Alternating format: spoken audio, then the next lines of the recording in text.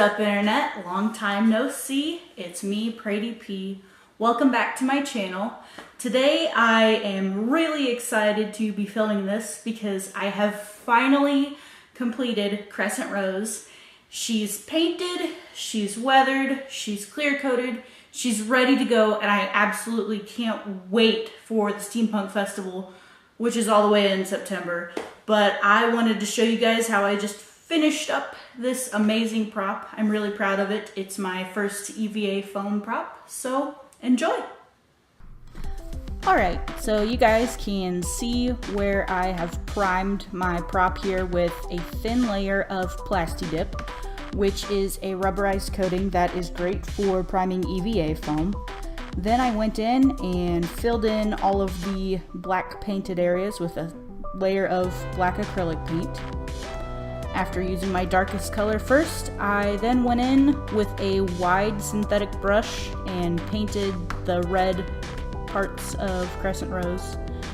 It took about 3 coats to get her completely covered, and I was just sort of careful going around the little details, not to smear too much on the rivets and things that I had made, but I knew that I was not going to do a perfect job, and you know what?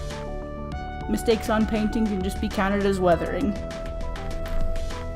And here I have progressed along a little bit, and that is Crescent Rose after the first coat of red paint.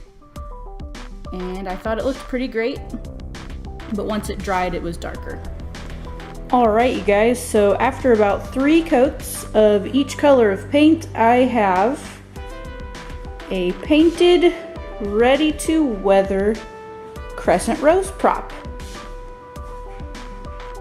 Okay, so now that it is time to weather Crescent Rose, I'll be using a few different items, different paint items from my supplies. First of all is this silver rub and buff paint with just a little kind of firm little chip brush. This stuff is actually really amazing. It's great for a dry brushing technique, and it helps bring out all of your like raised details on your props. Then I will also be mixing together a combination of a few different acrylic paints. I've got some black, some orange, and some brown here, and it's just going to be mixed together, and I'm going to add a little bit of water and kind of make a rusting effect with those. And then just to highlight, I will be using these fantastic paint pens from Walmart. Alright, so really quickly, this is just sort of a close-up of the very tip of the blade of Crescent Rose, and I wanted to show you guys the rub and buff, just sort of dry brush method. Basically, I've got this paper plate here that I've been using and putting paint on. There's just a little bit of rub and buff there that I squirted out from the tube. It takes very, very little of this to accomplish what you need. And basically, you just want to sort of take your brush, dip the side, dab it off on the rest of the plate. And then you can see here, I gouged in some details with my Dremel. And what you want to do is just really lightly go in and sort of follow the pattern of those little scratches and gouges. It brings out all of your effects so that your weathering attempts do not get lost in the first coat of primer and paint. Alright you guys, so here is the finished prop. It is much larger than last year's prop. Last year's prop was probably about a foot and a half shorter than I am. This one appears to be a little bit taller than me possibly, but it's much lighter because it's made out of EVA foam and PVC pipe, and that's pretty much it.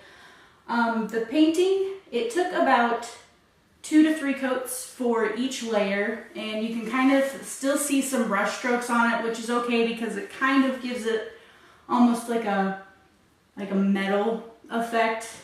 And then for the weathering details, you can see where I just used a wash of brown, black, and orange acrylic paint. I dabbed it on with a paintbrush and then wiped it off with an old rag.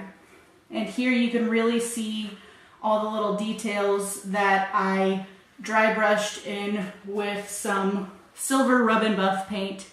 That was probably my favorite part of this whole process because it made all of the weathering stand out so well. But I am extremely excited about this prop, and I hope you guys enjoyed the creative process in this.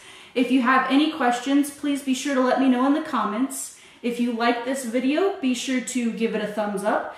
If you want to know when I am posting videos, be sure to hit the subscribe button as well as the bell icon to subscribe to notifications. Thank you guys so much for watching this video and going through this noob prop making journey with me, and I will see you next time. Bye!